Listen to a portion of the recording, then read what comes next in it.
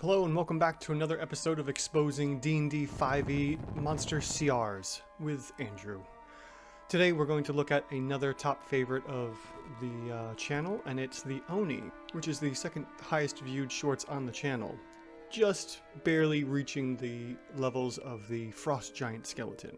So the Oni, this has been a crowd favorite. I've gotten a lot of comments about this monster, that everyone loves using it, and the stories and what have you. And I wanted to go over what makes the Oni a CR7 monster. And with that, let's start with the basics here. First we have the Oni as a large giant. So over on my tool here, let's switch this to a large giant. And then we will put in 16 AC for it wearing chainmail. And it has 13 D10 plus 16 Constitution for a total of 110 hit points, coming from that 13 D10 plus 39 hit points. Next, we'll skip over the speed and stats because we don't care about that, and we don't worry about the wisdom or charisma, as I always say, because the Oni isn't using these numbers. But we are going to put in the expected CR of 7, so that way we can calculate resists or legendary resistances, anything that might give a hit point multiplier. And with that, let's skip down into the skills area and then follow that up with the traits section.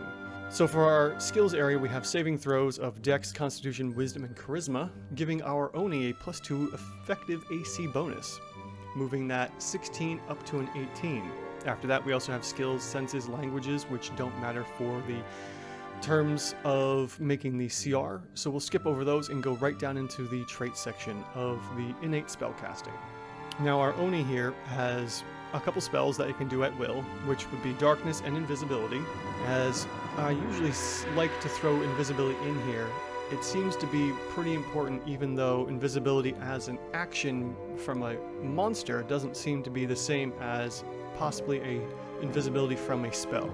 So let's throw in Superior Invisibility in place of the Invisibility as a spell, since it can do it at will as many times as it wants, plus Darkness. Although we don't really have a way to gauge darkness, we're going to skip over that for now. Next, our Oni also has Cone of Cold, Gaseous Form, and Sleep. Since our monster only has the Cone of Cold, we will add that in as a possible way to do some damage. Now, one thing I've learned about innate spellcasting is that in terms of regular spells, it's always cast at the base amount. But if we have a cantrip, the cantrip is actually worked off of the monster's CR level, and you can see that in the monster's manual earlier on in the beginning of the book. So that's kind of handy to have in play. But we also have Cone of Cold here as a regular spell, which it can't upcast because it is an innate spell that it can just do normally. So we'll go ahead and add in 8 times 4.5 for the average for our D8s, and we're going to multiply that by 2 because it's an area of effect spell. And we are going to consider that this Oni is probably going to get at least 2 players in its spell range to do some damage, or other targets. After that, we have magic weapons, which don't really matter for our Oni, and then it also has regeneration of 10 hit points per round, which is pretty handy, especially if your monster can last 1 round or more. So we'll come down to regeneration for the troll, add in the 10 hit points it gets every turn, and it will get plus 30 effective hit points because it should last those 3 rounds of combat. Once again, mine did not.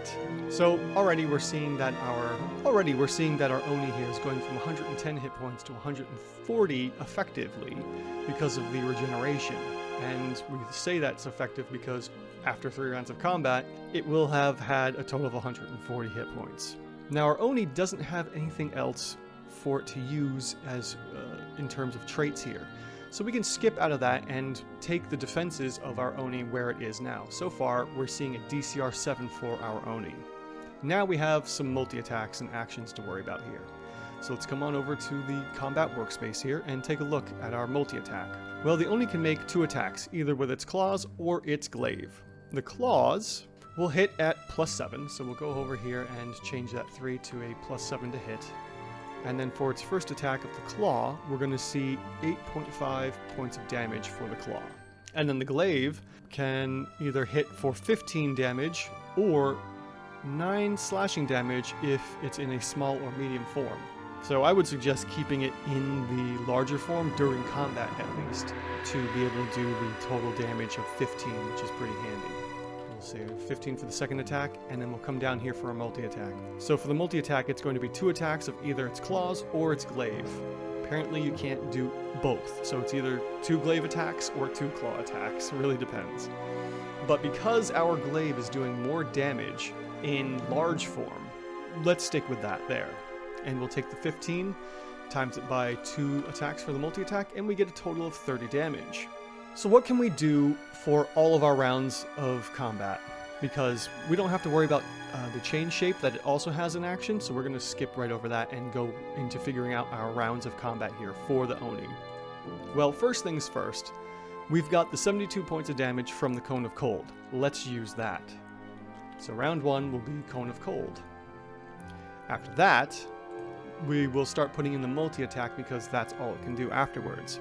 We could use some of its other spells, Charm Person, Gaseous Form, or Sleep, but because those inflict condition effects, but they don't grapple or restrain, we don't count in Charm Person or the Sleep ability, even Darkness technically. So with that, we come to round 2 and we'll add in the multi-attack of 2 glaive attacks at its, large form here. So we get a large attack there and a large attack here. So we've come down to this and we're seeing our Oni as a CR7 monster, which is pretty great. If the Oni doesn't have invisibility on, let's see what it looks like after that. So we'll come down here, uncheck the superior invisibility, and we'll see that actually our Oni is a CR6 across the board if it isn't using invisibility. But if you don't use invisibility at all, then our Oni is a CR6, and technically it's underrated. So is there any way to fix this? We could add in some more hit points possibly, and bring up that DCR 5 up a little bit. And technically it would be at 6 because that's where the adjustments are. If we add in more hit points, then we could get this a little closer or quicker to the CR7.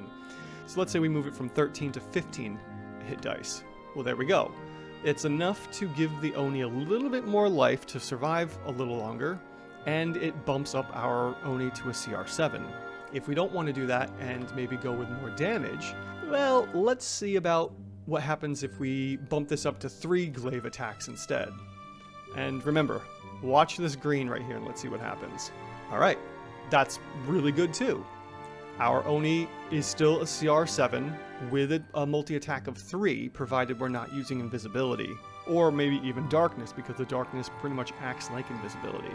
So our OCR jumps up to a base 8, and it stays at an 8 because of its attack bonuses. And we see that with the modifications without adjusting hit points and giving it one more multi-attack of at least the glaive in large form, we have a CR7 Oni here.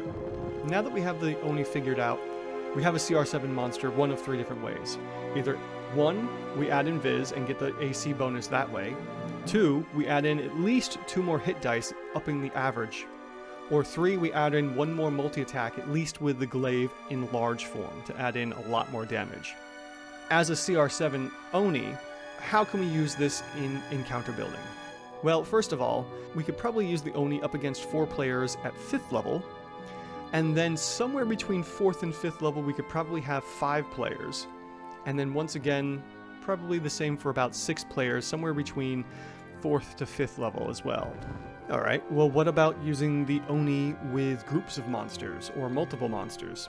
We can first start seeing our Oni fight 6 players at 6th level, 5 players at 7th level, and then 4 players at 8th and 9th level. So this is probably more where you're going to encounter the Oni, somewhere around 8th to 9th level, because you could subtract 4 players and put 1 Oni up against them, and then you still have 2 more players to do something else with. And then you could come down here and say, alright, well, I'll also throw in a CR3 monster for those last 2 players, and I'll have an Oni plus a CR3 for like a tag team. Or you could do any other kind of combinations here.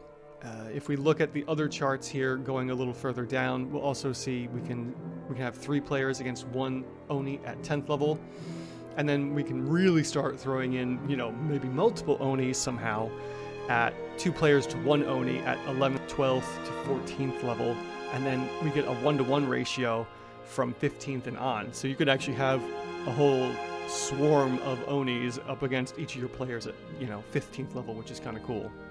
So is there anything I would do to modify the Oni?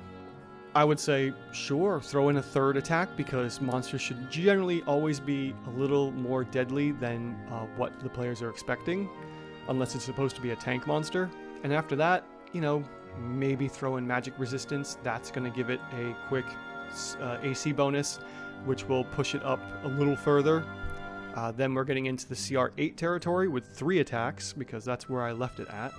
So if we modify our Oni where it currently is and we throw on Magistance, then we're hitting the CR7 if we don't include invisibility and we don't increase the hit points, or we don't give it a third multi-attack.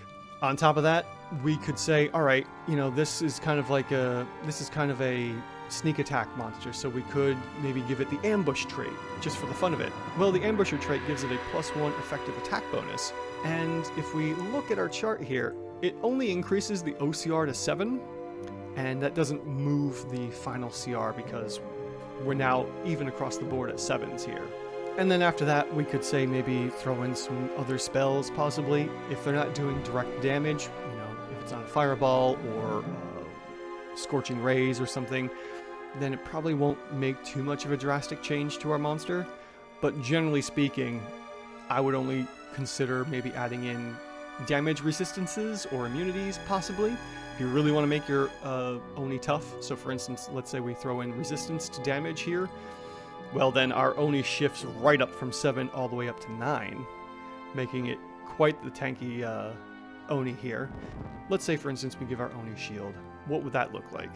Well, that's going to be a +5 AC bonus, and that's going to shift it up even further if it also has resistances, ambusher, and magic resistance. So, once again, the more you add to your monster, the more it's going to increase the CR rating.